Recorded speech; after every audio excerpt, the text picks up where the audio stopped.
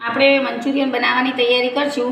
મંચુરિયનના balls બનાવીએ તા એની recipe તમને આગળના વિડીયોમાં જોવા મળશે.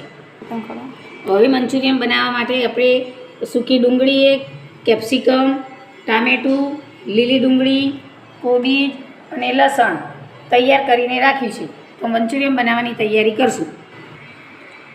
આપણું તેલ ગરમ થઈ ગયું છે તો તેમાં લસણ નાખી દઈશું.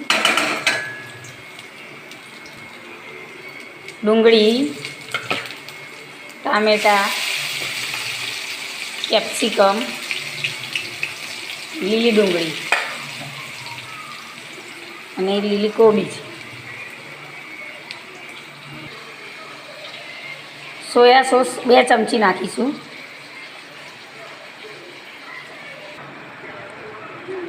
હવે ચીલી સોસ 4 ચમચી નાખીશું. સોયા સોસ 2 ચમચી નાખ્યો હોય તો ચીલી સોસ 4 ચમચી નાખવાનો.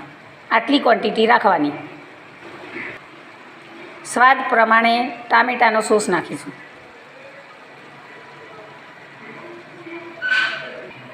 હવે આપણે આ બધું મિક્સ કરી દઈશું.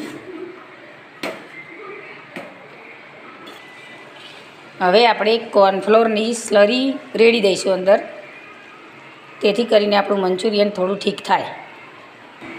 હવે આપણા મંચુરિયનની ગ્રેવીને થોડી વાર ચડવા દઈશું. તો હવે આપણા મંચુરિયનના બોલ્સ નાખી દઈશું. તો આપણે હવે મંચુરિયનને સારી રીતે મિક્સ કરી દઈશું. આપણું મંચુરિયન તૈયાર થઈ ગયું છે. આપણું મંચુરિયન રેડી છે, એને સર્વ કરી દઈશું હવે.